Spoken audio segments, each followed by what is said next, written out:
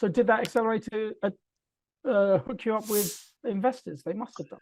I mean, we had demo day and we got to close demo day. And this accelerator, I will say, it's one of those ones that people don't hear of often. It's like a liberal arts college where you either know it or you don't, but like they have more per capita unicorns than Y Combinator.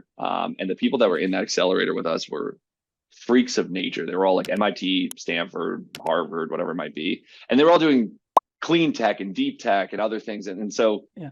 we got to close demo day because we're the home sharing social network, but it was right as the Airbnb downturn like was happening in the sense of getting kicked out of New York and dealing with all of that.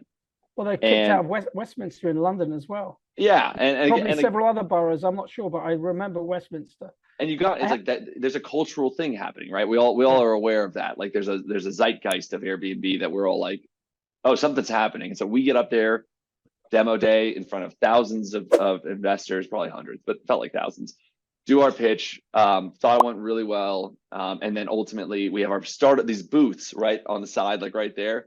I can't tell you how many investors like literally went out of their way to come up to us like, I love what you're building. I totally see the need for it. I do this and it's so bad with my friends all the time. Like this makes so much sense. And they have this little sign up sheet and they're like, yeah, here, like here's my email. Like let's talk.